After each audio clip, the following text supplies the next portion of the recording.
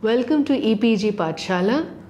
I'm Devashri Dattare, Assistant Professor in Comparative Literature at Jadavpur University, Kolkata. Today we shall talk about the subject English. Our paper title is Canadian, Australian and South Pacific Literature. The module that I will be speaking about is Australian short stories by writers of European descent. Certain keywords that we will deal with are European literature, European Australian short stories, bush realism sketches, bulletin debate, surrealism. In this module, we shall discuss a general introduction on the short stories written by Australian writers of European descent. Biographies of 6 Australian writers of European descent: Marcus Clarke, Henry Lawson, William Astley, Christina Stead, Thelma Forshaw, Michael Wilding. These are the authors that we would focus on. We will also deal with summaries of 6 short stories by these writers respectively: An Upcountry Township, The Crime of Convict Cunliffe, The Drover's Wife, The Guest of Red Shields, On Our Safari, The Man of Slow Feeling. The genre of short story has played a pivotal role in shaping and defining the national and cultural identity. That is, the Australianness of the European Australian settlers since the latter half of the 19th century. This is a general introduction that we are trying to give. Much of this has to do with what Kieran Goldsworthy calls in his introduction to the anthology titled Australian Short Stories, the 3 roughly identifiable short story booms in Australia. The first period began with the publication of the Bulletin magazine in the 1880s-90s and the early 1900s, which indeed led to induced descriptive sketches of early urban and rural settlements penned by writers like Marcus Clarke to give way to more structured stories with a proper plot. William Astley's stories were based on the convict period, a fundamental aspect of early Euro-Australian settlement. Henry Lawson and Barbara Bainton, the other 2 writers, were notable of this period, and their stories focus on the hardship faced by the early settlers in the Australian bush. The second period of short story boom came a few decades after the Federation of the Australian Colonies in 1901 in the 1940s. With the end of World War II and the beginning of the publication of the anthology series Coast to Coast, emerged socialist realist writers like John Morrison, Gavin Casey and Dal Stevens, who consciously moved away from the Lawsonian bush realism. Australian identity began to be defined in relation to and generally in contrast to non-Australian characters or settings by writers like Thelma Forshaw, Elizabeth Joly and Hal Porter. Writers like Frank Davison, Alan Marshall started forging a new Australianness by focusing on personal dilemmas, social problems, and urban existence of individuals.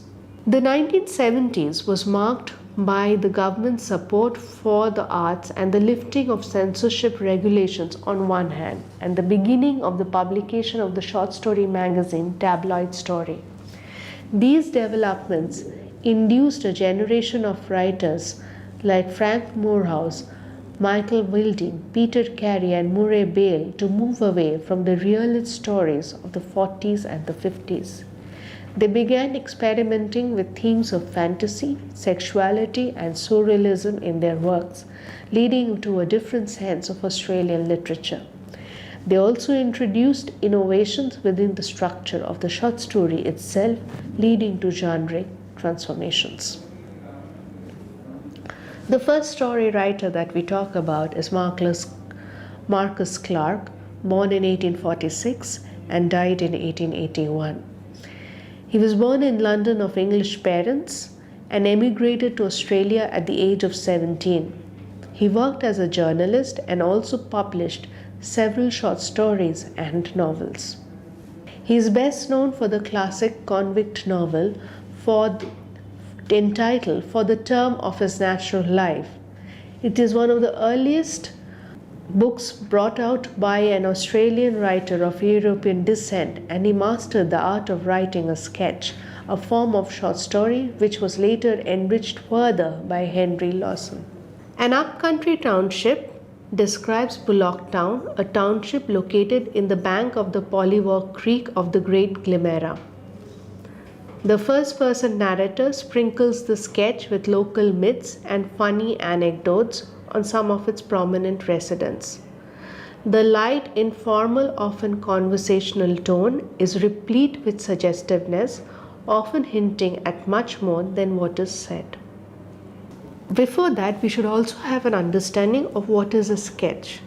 A sketch is a subgenre of short story that was invented in the 16th century in England as a result of increasing public interest in realistic depictions of exotic locales, an urge to appreciate the natural beauty of the new country and to uphold the endeavors of the early European settlers to turn it into their home, resulted in an extensive composition and publication of sketches in mid-late 19th century Australia. This is also true of another country such as Canada.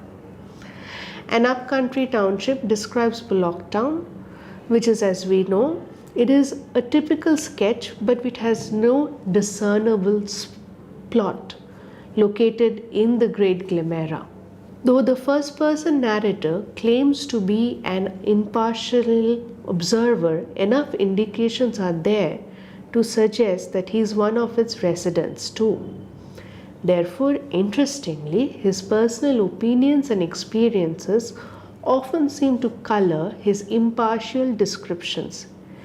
In fact, the sketch is replete with suggestiveness, the narrator hinting at much more than what he says.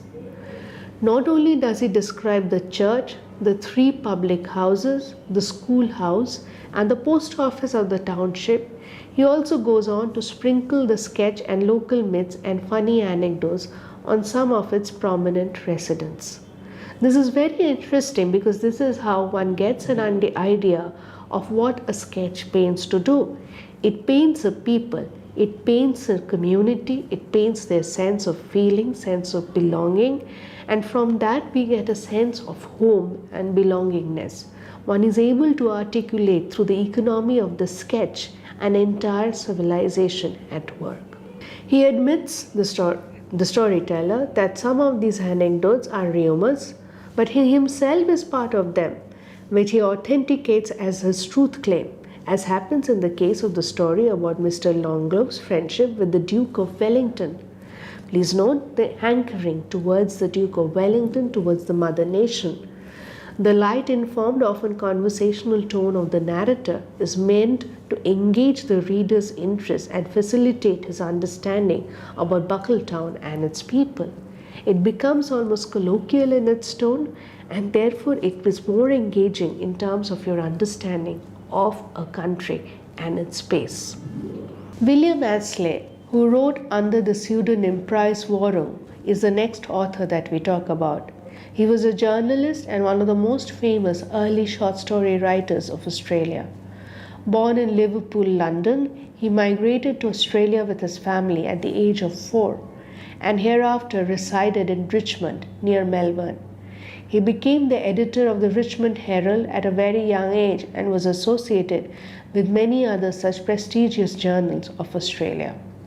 During the 1880s and 1890s, Astley did some freelance work for the Bulletin, in which numerous series of his stories of the convict days, Tales of the Convict System, Tales of the Early Days, Tales of the Old Regime, Tales of the Isle of Death, and Half-Crown Bob, and Tales of the Riverine were published. His stories reveal a sound knowledge of the early history of Australia and a love for humanity. The Crime of Convict Cunliffe deals with one of the most pertinent themes of the 19th century Australian literature, that of the struggle of survival of the nearly 162,000 convicts who were transported from various Australian penal colonies by the British government between 1788 to 1868.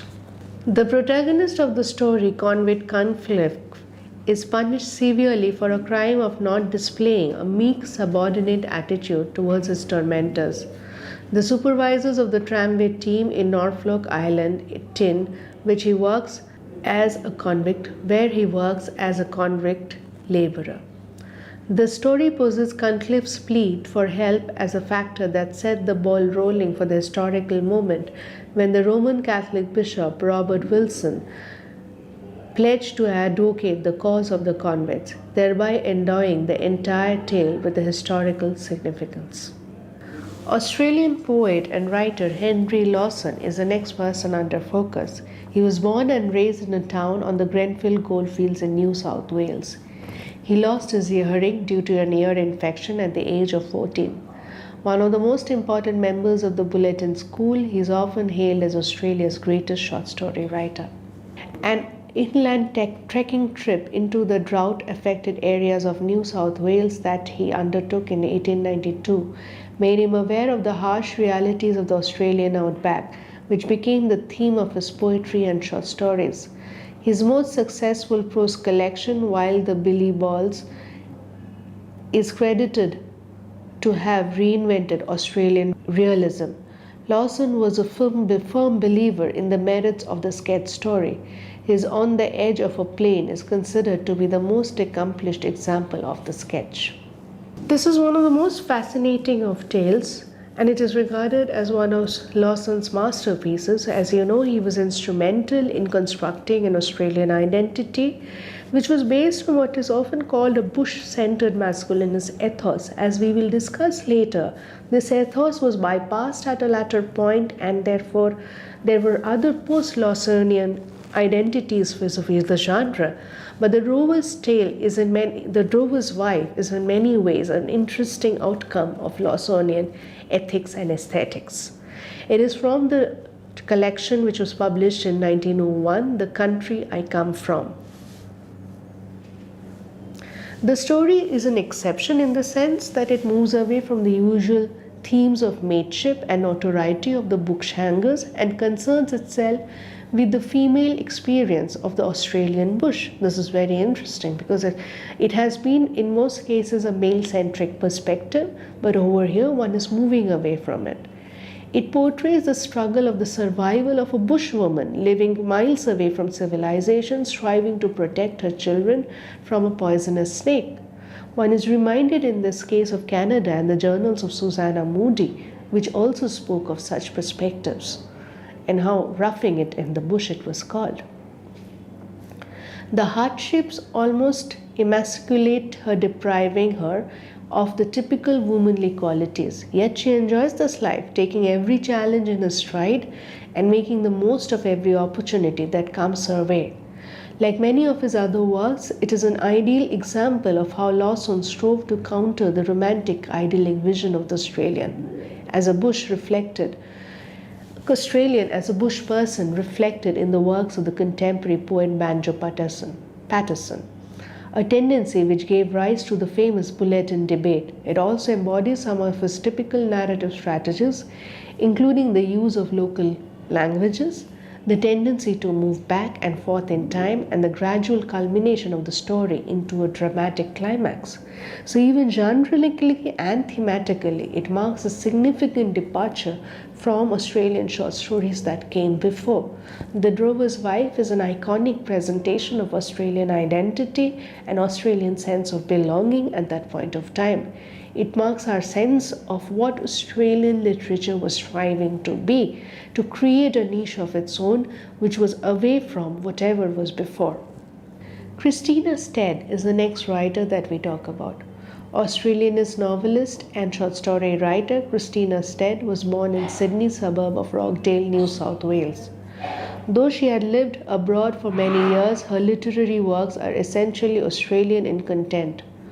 Although contemporary with social realists, she was never one of them. She was a writer much ahead of her times. Her novel, The Man Who Loved Children, is considered by many as her masterpiece.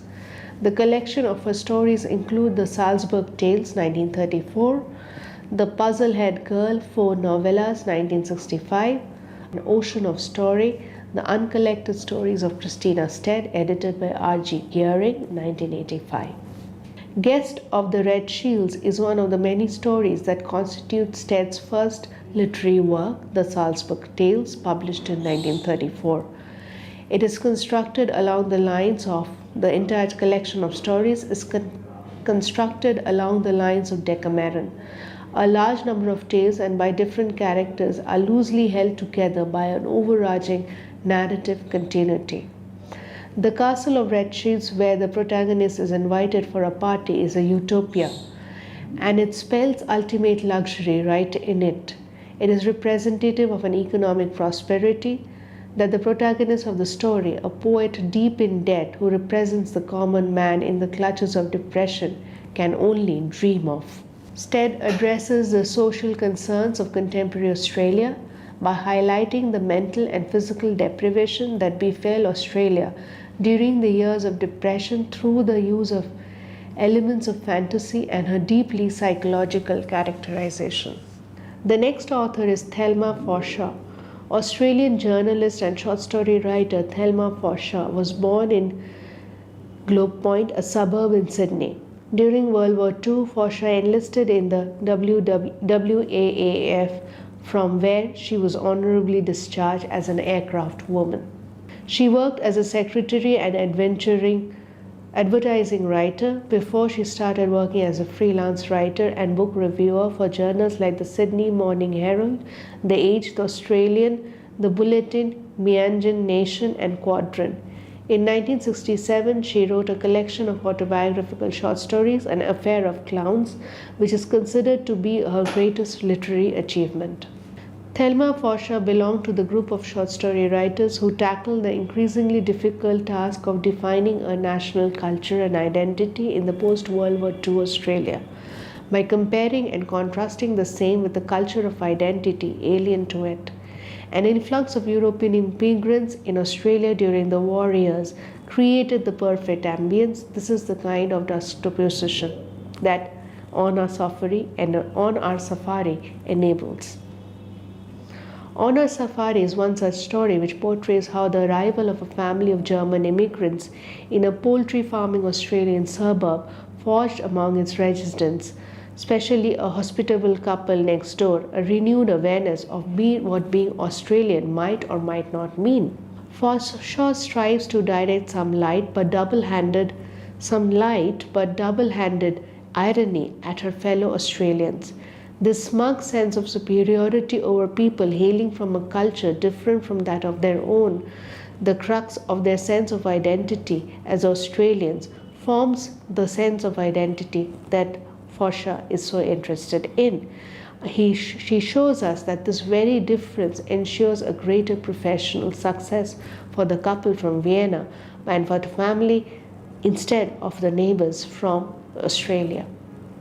Michael Wilding is the next author that we talk about. He was born in Worcester in 1942. He came to Australia after graduating from Oxford, widely known as a reviewer, critic, publisher, and a colourful academic figure.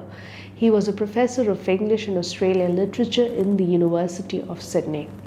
Along with novels and plays, he has published several collections of short stories, some of the most famous of them being Aspects of the Dying Process, published in 1972, and The Man of Slow Feeling, Selected Short Stories, 1985. He belonged to the generation of writers, others being Frank Moorhouse, Peter Carey, and Murray Hill, who began to experiment with the theme and the genre of the short story in the 70s, marking a departure from the predominantly well-structured realist stories being written in the mid-20th century Australia. The Man of Slow Feeling is a story from the selection The Man of Slow Feeling, Selected Short Stories, published in 1985, is one of the many stories of Wilding in which he has explored the scope of a surrealistic approach towards life. The removal of censorship regulations in the 70s Australia has allowed him to openly explore the theme of sexuality as well. The protagonist of the story, who has survived the almost fatal accident, thinks that he has lost his ability to feel the sensations that are supposed to arise not out of his daily experiences, till he realizes that sensations are not denied to him but have been delayed by precisely 3 hours. The agony of being controlled by his past experiences finally drives him to commit suicide.